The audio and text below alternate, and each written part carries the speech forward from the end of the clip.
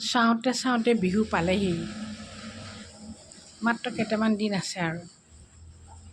বিহুটো আমাৰ অতি আপোন, আমাৰ বাপতিসাহোন বিহু বুলি কওঁ। বিহু আমাৰ সংস্কৃতিৰ ভোগজৰা। এই সংস্কৃতিৰ ভোগজৰা স্বৰূপ বিহু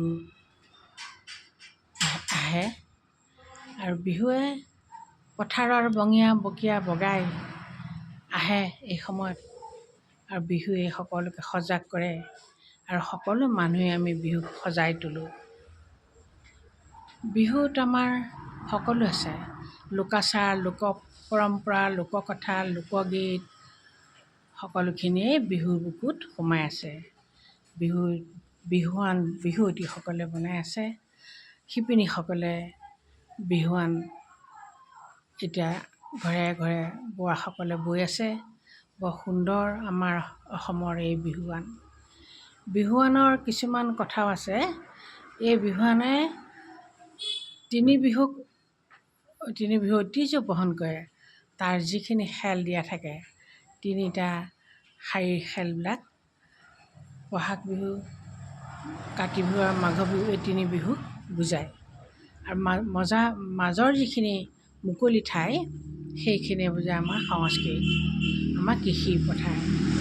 আগতো দিয়া থাকে তিনি শাৰীমানকৈ এই লাইন দি থোৱা থাকে, সেইবিলাকো আমাৰ তিনি বিহুকেই বুজায়। গতিকে বিহুৰ যি পৰম্পৰা, বিহুৰ যি ঐতিহ্য, সেই ঐতিহ্যক আমি সকলোৱে ৰক্ষা কৰিবলৈ চেষ্টা কৰোঁ। এই বিহুতেই ঘৰে ঘৰে চিৰা পিঠা জা জলপান যোগাৰ কৰা হ'ব। বিহুৱে মানুহক যেনেদৰে সজাগ কৰে, মানুহক বিহুক সজাই তুলিবলৈ যথেষ্ট কষ্ট কৰে। এই বিহুতে জাক দিয়া হয়।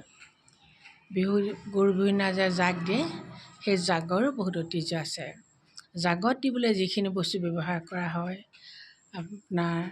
আমাৰ এইটো কি অগৰা, খেৰ, ভাঙৰ আগ, গাখীৰতী, মাখিয়তী, এইবিলাক গোটেই বস্তুবিলাক বিহু সময়ত হয় আৰু সেইবিলাককে জনা লোকসকলে দিয়ে।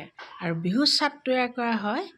চাটত লাও, বেঙেনা, কেৰেলা ইত্যাদি গোটেইবিলাক দি, থেকেৰাও দিয়ে, দি পেলাই বিহু চাট বনোৱা হয়।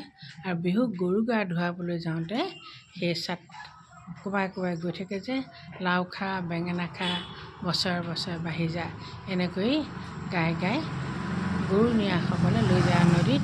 ধুনীয়াকৈ মাহ হালধিও লৈ যায়, গৰুক গা ধুৱাই সুন্দৰকৈ গধূলি আহি নতুন পঘাৰে গৰু বান্ধে আৰু সেই গৰুক খাবলৈ পিঠাও খুন্দি দিয়া হয়। গৰু বিহুৰ ঐতিহ্যই বেলেগ। গৰু বিহুৰ দিনা ডাঙৰে সৰুক, সৰুৱে ডাঙৰক মান সন্মান মৰ্যাদা দিয়ে, সৰুসকলে ডাঙৰক সেৱা কৰে আৰু আমাৰ ঘৰৰ যিসকল লখিমী থাকে, গৃহিণী থাকে, একোখনকৈ গামোচা দিয়ে। এই গামোচা দিয়াও এটা পৰম্পৰা। গৰু বিহুৰ দিনা অকণ বস্ত্ৰ দান কৰিলে বোলে বহুত ভাল, সেইকাৰণে দিয়া হয়। আমাৰ অসমখন প্ৰাকৃতিক সৌন্দৰ্যৰে ভৰপূৰ। অসমৰ প্ৰতিটো চুকে কোণে কিমান যে সৌন্দৰ্য থোপ খাই আছে, সেইবোৰ চাই চাই আমাৰ আমনি নালাগে। আমি বহুত ভাল পাওঁ বিহুৰ সময়কণত। কুলি কেতেকী আহে, কেতেকী ফুল যেতিয়া ফুলে, কুলি চৰাই যেতিয়া মাতে, সকলোৰে মনত আনন্দ লাগে। কেতেকী ফুল যাৰ যাৰ ঘৰত আছে, তেখেতসকলেও এই কেতেকী ফুল উপহাৰ হিচাপে কাৰোবাক কাৰোবাক দিয়ে। মোৰ মনত পৰে, আমাৰ ইয়াতে থকা ৰমেশ গোস্বামী দাদাহঁতৰ বাৰীত আছিল, আৰু দাদাই সদায় আমাক এসোপা কেতেকী ফুল উপহাৰ দিয়েহি। কিমান ভাল লগা কথা। কপৌ ফুল সকলোৰে বাৰীত থাকেই। কপৌ ফুলৰ সুগন্ধই আমোল মোলাই থাকে, মানুহে বেয়া নোপোৱাকৈ। নাহৰো ফুলে, তগৰো ফুলে, কিমান আনন্দ দিয়ে। নাহৰৰ গোন্ধে চাৰিওফালে মলমলাই থাকে। মৌ মাখিৰ পৰা ধৰি সকলোৱে আহি সেই নাহৰ সুগন্ধ বিচাৰি বিচাৰি সকলোকে আমনিও কৰেহি। নাহৰ ফুল, নাহৰ পাত গোটেইবিলাকৰ বহুত উপকাৰিতা আছে, উপকাৰী গুণ আছে।